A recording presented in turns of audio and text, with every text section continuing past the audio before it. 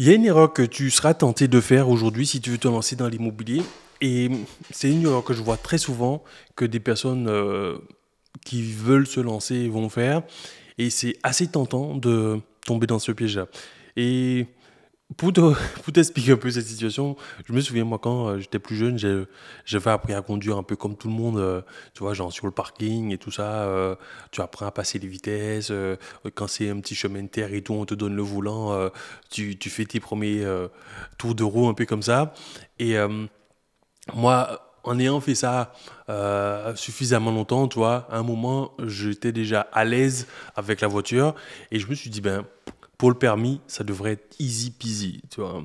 Et quand je suis parti du moins, passer mon code, du moins, mon permis, euh, je suis arrivé, pour moi, ça allait être facile. Et là, le moniteur, il me dit, ouh là là là là là, bon, tu sais quoi, on va tout désapprendre, toutes les bêtises que tu as appris là, maintenant on va se calmer, on va reprendre sur les bases, puisque là,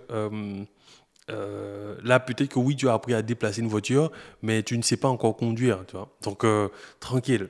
Et du coup, il me disait déjà, ta façon de tenir le volant, tu vas m'arrêter ça, maintenant c'est 10h10. Tu vois, genre plein de petits détails comme ça. Euh, du moins plein de petites erreurs que je faisais et qu'il a eu à corriger. Alors, où est-ce que je veux en venir par là? C'est que, en fait, il m'a dit une chose qui a fait sens pour moi, c'est qu'il m'a dit, aujourd'hui, tu sais déplacer une voiture, mais tu ne sais pas conduire. Alors, il y a une différence entre euh, déplacer une voiture, en gros, la prendre du point A et l'avancer sur 10 mètres et éventuellement t'arrêter, que te dire, OK, ben, tu peux prendre une voiture, traverser une ville en faisant attention aux piétons, en faisant attention aux différents usagers de la route. Et où est-ce que je veux en venir par là? C'est que aujourd'hui, c'est très facile d'investir, du moins d'acheter un bien immobilier. Acheter un bien immobilier, tu n'as pas besoin de prendre une formation pour acheter un bien immobilier. Tu achètes, du moins tu contactes un agent immobilier ce soir, demain tu vas en visite, la semaine prochaine tu signes une offre, et puis dans un mois tu signes éventuellement le compromis, et puis dans 2, 3 mois tu deviens propriétaire. Donc devenir propriétaire, c'est pas très compliqué, tu vois. Tu n'as pas besoin d'une formation pour devenir propriétaire. C'est très simple, tu vois. C'est comme je te disais pour la voiture, tu peux, entre guillemets, en 15-20 minutes, on peut t'apprendre à déplacer une voiture.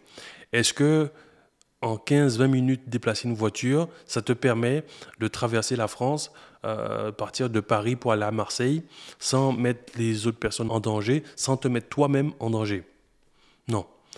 Ben, c'est exactement la même chose en immobilier, c'est que si tu veux euh, acheter un bien immobilier, non, tu n'as pas besoin de te former, non, tu n'as pas besoin de te faire accompagner. Mais si tu veux faire un investissement immobilier euh, pour être sûr de faire les bonnes actions, pour moi, il est indispensable de te faire accompagner.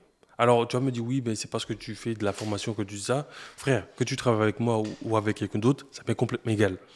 Ce que je te dis, c'est que c'est important pour toi de te faire accompagner, puisque les gens qui vont t'accompagner, c'est des gens qui sont déjà passés par là. C'est des gens euh, qui ont déjà, du moins, eu le parcours que tu veux faire et qui pourront t'éviter certaines erreurs. Et si je reprends encore l'exemple de quand je devais conduire, apprendre à conduire, je me souviens, il y a un petit passage à côté de mon lycée où il y avait une ligne continue qui était effacée. Et mon moniteur il me disait, quand tu arrives à cet endroit-là, attention à ne pas tout de suite te rabattre, puisque ici c'est une ligne continue, il faut que tu prennes le temps de descendre, genre faire quelques mètres encore, une cinquantaine de mètres, et ensuite tu pourras te rabattre. Et il me disait, ici, c'est un vrai piège, parce que les gens qui passent le permis, quand ils arrivent là, pouf, ils tournent à droite, on les bloque, échec, parce que tu as coupé la ligne continue, même si elle n'est pas là. Mais le jour de mon permis, ben, en fait, j'arrive, comme par hasard, la dame me dit, ben, on va sortir à droite. Moi, je savais déjà, j'arrive à droite, je me mets correctement, et ensuite, je fais les 50 mètres et je me rabats.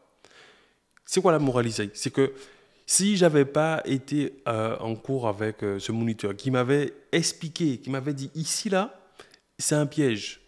Fais attention ici, je serais tombé dans ce piège comme tout le monde. Et toi aujourd'hui, si tu n'as jamais investi, tu t'es jamais cassé les dents, il y a forcément des erreurs que tu vas commettre qui auraient pu être évitées si tu t'étais fait accompagner par quelqu'un.